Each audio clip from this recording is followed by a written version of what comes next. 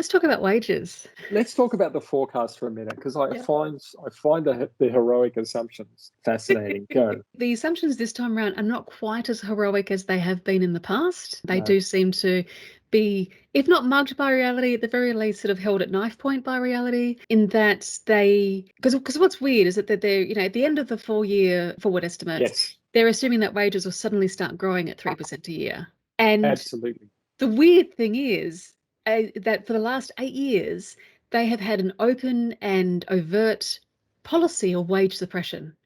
They won't increase public sector wages. They won't support the Fair Work Commission increasing the minimum wage. And over the next few years, as inflation starts to rise and the consumer price index starts to rise, people's incomes are actually going to go backward. People are actually going to start losing money. So it's not just a case of that wages have been flat, wages will start falling. And Yeah, they are. yeah, what the government has done is pegged public sector wage increases to the private sector. And generally, the private sector will follow the public sector in wage rises. So if you flip that around and the public sector is now following the private sector, this is how you get wage suppression, because private sector is not interested in raising wages. They do it reluctantly and as a last resort. Well, and at the same time, you support the casualisation of the workforce. You support pushing people into precarious 0-hour work contracts. You push the suppression of union membership. You push the suppression, or you undermine enterprise bargaining type agreements or collective bargaining agreements right across that private industry, so that your benchmark in the public sector looks good by comparison. The idea that wages growth is dependent on productivity growth in Australia has been contradicted for at least 20, 30 years. We've had strong productivity growth over the last several decades, and wages growth has been nothing like it. Definitely not in real terms. Barely ever in even nominal terms. But we're in a position right now where both wages growth is being suppressed. We're pushing a narrative where, well, with the economy the way it is, you kind of should just be happy that you've got a job at all. I wouldn't ask for too much right now. And you'll see that narrative going in well into the future.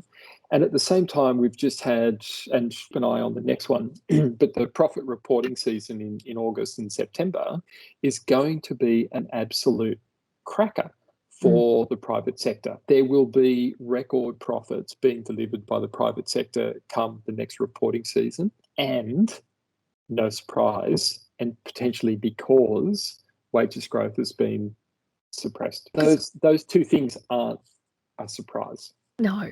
And what's really fascinating is that this is the first recession in history where profits have gone up during a recession. That tells you how broken the system, like not like the wage system, but also our economy is. I think the precariousness of the labour industry at the moment is something that's increasingly becoming concerning. Yes. In terms of, you must sacrifice your ability to earn a living wage to actually have regular hours, or just that I will actually guaranteed I have to at least be given 2 weeks notice before I get kicked out of my job. In the sense that for somebody to earn, say, $27 an hour, I have to take whatever hours I get in a week. It might be 10 hours in that week and 2 hours in the next week. Or I have to drop down to $22 or even less. We're looking at a third of your wage gone, so that I have a guaranteed 12 hours in a week or 8 hours. Which one's really actually better there? And then you also have the lack of flexibility in that. Again, it still only guarantees you 2 weeks notice if they want to get rid of you. Sure. But if you rely on a casual job, you're potentially gone tomorrow and they don't even have to tell you. That's right. You just won't get any shifts anymore. Just stop rostering you on. Yeah. Well, that's exactly it. They don't have to tell you, and you're just, I don't know what happened. And you have to sacrifice your own job security to earn a living wage, basically.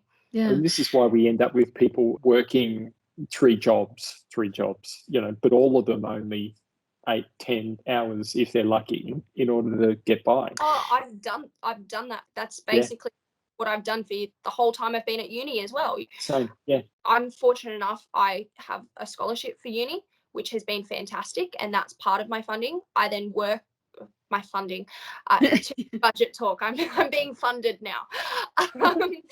But that's where part of my income comes from. Then I work another job and I also do tutoring, because that's how I basically maintain the lifestyle that I would like to have. But I have to have basically 3 jobs. It's insane. Yes, it is. Yeah. In theory, that's 50, 60 hours a week. And I'm fortunate that that's my university hours, let alone if I didn't have that and somebody's trying that up around uni or multiple other jobs or kids, or and that's what we're seeing, where you're trying to get single mums back into the workforce or anything like that, and there's just not the opportunity there. It is just not possible. This is where we see exploitation, it's where we see abuse, it's where we see harassment, because of the precarious nature and because of that edge of desperation that hangs just in the background all the time. It's you can't check it. Yeah, as much as the hospitality and tourism industries and agriculture to a degree have been absolutely smashed by the pandemic. In this recovery, what we're seeing is, all of, hospitality operators and things going, I cannot get staff.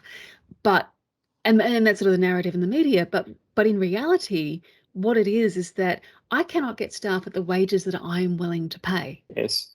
That's, that's really the crux of the difference. issue. Because at the moment, the private sector is simply refusing to increase wages, despite so-called labour shortages. Then there is not at the moment a corresponding lift in wages to combat that, which is again like really weird. It's not how the market is supposed to work. Yeah, well, it's not how a free market works, but our labour market is not a free market. This is true. Yeah, not by a long shot.